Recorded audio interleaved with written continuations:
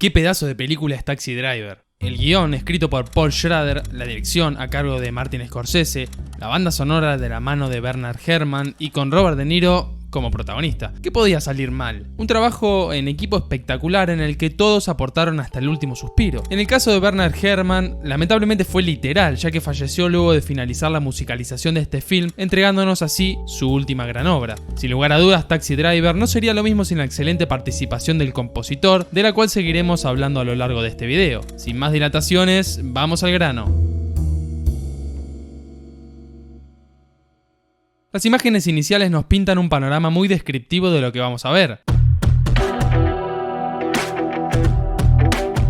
El comienzo es tenebroso, el taxi apareciendo entre el humo y la niebla da un toque muy oscuro. Tranquilamente podríamos esperarnos que detrás de esa nube aparezca un cementerio o el mismísimo infierno, que para el personaje principal son los suburbios de Nueva York. Luego vemos los ojos de Travis Bickle en primer plano, observamos una mirada vaga, cansada y pesada reflejada con colores oscuros que emana una pantalla de cine. La música es impactante, transmite tensión, oscuridad y romanticismo, una mezcla que nos invita a lugares perturbadores. Acto seguido vemos imágenes de la ciudad de Nueva York completamente desenfocadas y distorsionadas desde el interior del taxi. Ya sabemos que no solo nuestro personaje parece ser intimidante, sino que el vehículo en el que se transporta y el entorno en el que vive concuerdan con su oscuridad. Ahora bien, ¿cuál es el trasfondo de este impactante comienzo? Eso lo vamos a descubrir en las siguientes escenas. So what do you want to hack for, Bickle? I can't sleep nights. Travis es un excombatiente de 26 años que presenta problemas para dormir. Su insomnio lo lleva a querer mantenerse ocupado por las noches, por eso decide manejar un taxi. ¿Qué es lo que no lo deja dormir? ¿En qué piensa? ¿Qué ve en sus sueños? ¿A qué fantasmas se enfrenta en la soledad nocturna? Para responder a esto no podemos obviar la guerra de Vietnam. El enfoque principal de la película es desnudar lo que una guerra provoca en los individuos que la viven en carne propia y cómo la sociedad les suele dar la espalda. Las autoridades de la época se llenaban la boca hablando de los héroes de Vietnam, pero la ayuda que les ofrecían era nula. Este tipo de actitudes las podemos percibir, por ejemplo, en el senador Palentine. En cuanto a Travis, sabemos que haber participado activamente en Vietnam le dejó muchas secuelas. Manifiesta diferentes síntomas del trastorno de estrés postraumático. Entre ellos, no puede dormir, busca mantenerse constantemente ocupado, por lo que es probable que trate de evitar pensamientos o sentimientos relacionados con el evento traumático, se siente fácilmente sobresaltado y tenso, tiene ataques de ira y tiene pensamientos negativos sobre el mundo. Analizando estas cuestiones en conjunto, se hace evidente que el inconveniente de Travis para conciliar el sueño no es un hecho aislado, sino que es un síntoma de un problema mucho más grave. Lo vemos caminar por la calle como una representación máxima de la soledad que lo invade. Incluso en más de una oportunidad lo vamos a encontrar bebiendo alcohol en un intento de ahogar sus sentimientos y emociones o tomando pastillas para calmar el dolor de cabeza. La fotografía y la música acompañan muy bien lo que el personaje siente y nos ayudan a meternos cada vez más en su oscuridad y obsesión. Thank God for the rain, which has helped wash away the garbage and the trash off the sidewalks. I'm working long hours now. 6 in the afternoon to 6 in the morning, sometimes even 8 in the morning. 6 days a week. En esta escena, la cámara hace un paneo de su habitación. El aspecto de la misma es contradictorio. Por un lado, los utensilios de la cocina están limpios y respetan cierto orden, teniendo en cuenta las posibilidades del lugar donde no se ven cajones o alacenas. Pero el lugar en general se ve muy desprolijo y está todo amontonado. Esta es una excelente captura que refleja cómo es la mente de Travis, confusa y contradictoria. Poco a poco vamos a ir viendo cómo una persona que tal vez parece un poco extraña, aunque no necesariamente violenta, se va transformando en un ser temible. Travis no solo es un ex combatiente que encuentra obstáculos para reinsertarse en la sociedad, sino que es un alma solitaria que se mueve en los lugares más marginales de Nueva York, y lo hace por las noches cuando podemos ver el lado más hostil de la ciudad. Ni siquiera con sus compañeros de trabajo puede generar un vínculo amistoso. How's it hanging? What's that?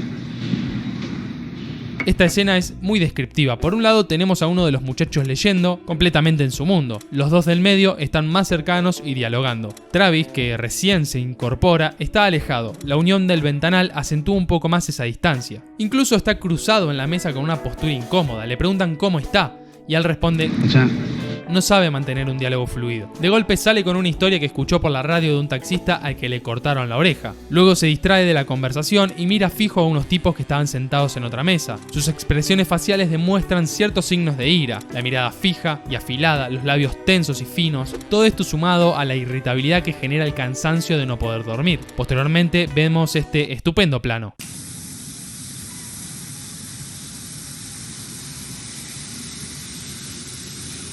Esto nos grafica la cabeza de Travis en ese momento. Está en ebullición, a punto de estallar. La escena la complementan su mirada fija pero vacía, como si en realidad estuviera manteniendo un diálogo interno. Además, si sumamos que justo en ese momento su compañero le ofrece un contacto para conseguir un arma, parece que Travis se debate entre la línea que divide la cordura de la locura, decidiendo de qué lado estar. Lo más genial de Taxi Driver es que nos hace pensar todo con una perspectiva siniestra. Sabemos que Travis en algún momento algo va a hacer, pero no sabemos cuándo, y eso provoca una tensión que va en constante aumento. Taxi driver's been staring at us. Si bien el primer acercamiento que tiene con Betsy es bastante turbio, parece ser ella la única persona capaz de integrarlo a una vida social, conectarlo con su lado más amoroso y rescatarlo de un desenlace trágico. El vestuario es otro factor crucial a la hora de manifestar las emociones de Travis. Cuando se encuentra con Betsy, su vestimenta es completamente diferente a la que utiliza en su día a día, luce mucho más formal y prolijo. What exactly do you want? Would you like to come have some coffee and pie with me? Why? Why? Yeah.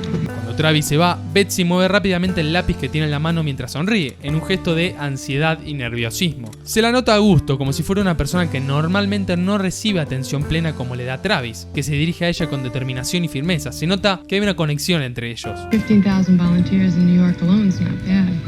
Christ, the organizational problems. I know what you mean. I got the same problems. I gotta get organized. You know, little things like my apartment, my possessions.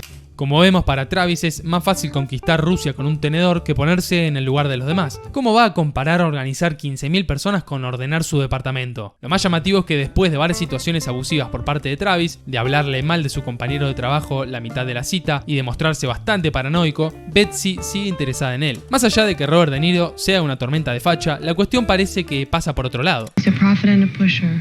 Partly truth, partly fiction. Walking contradiction. Esto que dice Betsy y con lo que termina la escena es la clave de esa atracción. Ella se siente intrigada por Travis. Quiere descubrir qué hay detrás de esas contradicciones, quiere conocerlo mejor, aunque no iba a tardar mucho tiempo en llevarse una gran desilusión. Which is different. Wait a second. I have to go. Gotta go now. Wait a second. Claramente un cine erótico no es la mejor opción para una segunda cita. Esto provoca el rechazo inmediato de Betsy, quien se dio cuenta que lo que Travis escondía no era nada bueno, sino algo perverso. Lo curioso es que Travis realmente no se da cuenta de lo que hizo porque para él era un plan normal, incluso parece una actitud algo inocente. Ahí empieza a mostrar su lado más violento, tomándola del brazo con fuerza e insistiendo en hablar. Luego vamos a ver que intenta remediar las cosas, pero ya no tiene caso. Get them. Nice scent. Some flowers. Mientras habla, la cámara apunta al pasillo, un simbolismo del vacío en el que está inmerso Travis, que nuevamente se ha quedado absolutamente solo. Y Scorsese nos lo comunica con un plano magnífico. Su única respuesta ante lo que sucede es la violencia y la ira. I realize now how much she is just like the others, cold and distant. And many people are like that.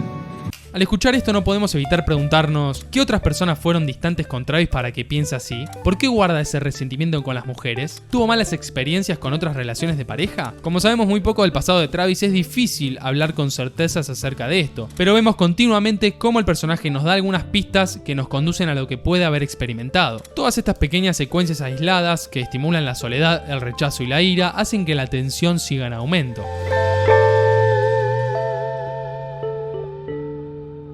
También es evidente que Travis manifiesta un fuerte resentimiento social acompañado de un discurso racista. All the animals come out at night. Someday a real rain will come and wash all the scum off the streets. En sus palabras demuestra su discriminación hacia el entorno. ¿A qué se refiere con aguacero? ¿Habla de algún tipo de catástrofe que no precisamente tiene por qué ser natural? Recordemos cuando insiste nuevamente en esto al hablar con el senador Palantine. Whatever it is, he should clean up this city here because this city here is like an open sewer, you know, it's full of filth and scum. Este tipo de insinuaciones, algunas directas, otras más metafóricas, siguen elevando la tensión. Hasta ese momento todo sucedía en su mente, pero vamos a experimentar un notable cambio cuando se cruza en el taxi con un joven Scorsese, que sabe a la perfección cómo provocar miedo en la audiencia. You must think I'm pretty sick or something. You know, you must think I'm pretty sick. Right? You must think I'm pretty sick? Travis está lejos de decirle, sí, sos un trastornado, algo que se nos cruza a todos por la cabeza. En cambio, su silencio nos da un indicio de que en su mente procesa la idea de que las armas pueden ser una gran solución a sus problemas. Taxi life, you mean? Yeah, well, it's, you know, I really wanna, I got some bad ideas in my head. Travis pide ayuda, pero no la encuentra, principalmente por dos motivos. En primer lugar, no se anima a decir exactamente lo que piensa y se autocensura. Igual reconoce que tiene ideas malas, eso es un punto a favor, quiere decir que algo de cordura le queda. En segundo lugar, el taxista trata de darle una mano, pero realmente no sabe cómo hacerlo. Como consecuencia, Travis sigue a merced de lo que su mente le dice y en cualquier momento puede terminar de explotar. El punto de quiebre trascendental que parte la película en dos se da cuando Travis decide comprar no una, sino 4 armas. How much for everything? All together. Es un quiebre porque al estar armado nos asusta mucho más lo que puede llegar a ser. Es evidente que no solo va a tener malos pensamientos, sino que puede pasar a la acción en cualquier momento y desatar una masacre. La siguiente escena es un claro ejemplo de cómo su paranoia va en aumento. Lo más interesante es que fue completamente improvisada por Robert De Niro. Talking to me? Then who the hell else are you talking? Talking to me? Travis es una persona que no le encuentra sentido a su vida, se miente a sí mismo y a los demás, no tiene motivaciones claras, por lo que decide adoptar una misión suicida. My whole life is pointed in one direction. I see that now. There never has been any choice for me. Travis tiene demasiada ira contenida, ni siquiera el hecho de haber matado a un ladrón por la espalda logró saciar su sed de violencia. Su malestar es cada vez más evidente, primero se enfurece con las parejas felices que ve en la tele, finalmente canaliza todo su odio en Palantine y se pone como objetivo matarlo, ya que en su mente hay varios motivos para hacerlo. Por un lado, matar a Palantine es como matar a Betsy de manera simbólica, por otro, lo ve como uno de los principales responsables de la situación social que él tanto detesta. Por último, le molesta la hipocresía del senador al hablar de la guerra cuando no tiene ni idea de lo que es estar ahí. No longer will we the people suffer for the few. Travis se preparó durante mucho tiempo para esto y estaba decidido a terminar su vida luego del atentado. Es algo que se lo manifiesta a Iris, por ejemplo. También lo expresa su vestimenta y su corte mohicano, similar al que utilizaban los soldados en Vietnam cuando estaban a cargo de una misión altamente peligrosa. Sin embargo, Travis es descubierto y su plan se frustra. Lo vemos llegar a su apartamento desbordado, totalmente fuera de sí. Es en ese momento cuando piensan rescatar a Iris, con quien ya había tenido diferentes charlas y hasta se puede decir que tenía una relación amistosa. Damn it, don't you want to get out of here? Can't you understand why I came here? Travis proyecta en los demás su situación personal. Él desea a toda costa salvar a alguien cuando en realidad es él quien necesita ser rescatado y ayudado. Por eso se transforma en una figura protectora de Iris. Si solo viéramos esta parte de la película sería un adulto ejemplar. Es un tipo difícil de descifrar, está desquiciado, pero a la vez en algunas cosas es más cuerdo que cualquiera. La situación de Iris es desgarradora, es una niña de 12 años encerrada en el cuerpo de una mujer de 50. Si bien Travis la convence de escapar, Sport, el proxeneta que se aprovecha de Iris y finge amarla, la manipula una vez más para que continúe prostituyéndose. I wish every man could know what it's like to be loved by you. Every woman everywhere. And a man who loves her like I love you. La ira que Travis pensaba canalizar en el asesinato de Palantine está aún contenida. Por eso decide ir detrás de los mafiosos involucrados en la trata de personas y rescatar a Iris. Después de matar a los 3 sujetos, quería quitarse la vida, pero se queda sin balas. Así se da otra de las escenas icónicas de Taxi Driver. Travis realmente quería morir, no soportaba la realidad en la que vivía. El desenlace de la historia es inesperado. Travis es un antihéroe, es un ejemplo de todo lo que no hay que hacer, pero termina siendo admirado por los demás y recibiendo el título de héroe. Es entendible que lo sea para los padres de Iris, pero es muy contradictorio que la sociedad lo catalogue de esa forma. Esto responde a la hipocresía de la sociedad que cree en que la violencia puede ser mal dirigida o bien dirigida según quiénes sean las víctimas. Lógicamente que Sport y su pandilla merecían pagar por las atrocidades que hacían, pero eso no convierte a Travis en un héroe. Si hubiera matado al senador como tenía planeado, la etiqueta social habría sido completamente diferente. Read about you in the papers. How are you? Oh, it's nothing really. I get over that. En el final parece que Travis volvió a la normalidad. Luce su anterior corte de pelo, aparenta tener una relación más cercana con sus compañeros, se lo ve más tranquilo y se ganó el respeto de Betsy nuevamente. Sin embargo, ¿cuánto le durará la cordura? Eso no lo sabemos. En otras palabras, el final parece ser en realidad un nuevo comienzo. A diferencia de otras películas donde el trabajo de las diferentes áreas puede ser evaluado por separado, en Taxi Driver todo funciona a la perfección en su conjunto. Hay una armonía magnífica entre el guión, la fotografía, la música, la dirección y la actuación. Eso provoca que todo lo que vamos viendo suene creíble, que nos compenetremos con la historia y que vivamos lo mismo que experimenta Travis. Hasta acá el video de hoy. Si te gustó, esperamos que le des like, te suscribas y obviamente lo compartas. Queremos agradecer a aquellas personas que colaboran económicamente con este proyecto. Gracias a Personas Sin Nombre, Juan, y vos también podés inmortalizar tu nombre en nuestro próximo video colaborando con algún cafecito si sos de Argentina, por PayPal o con el gracias de YouTube si sos de otro país. Ahora sí, hasta la próxima.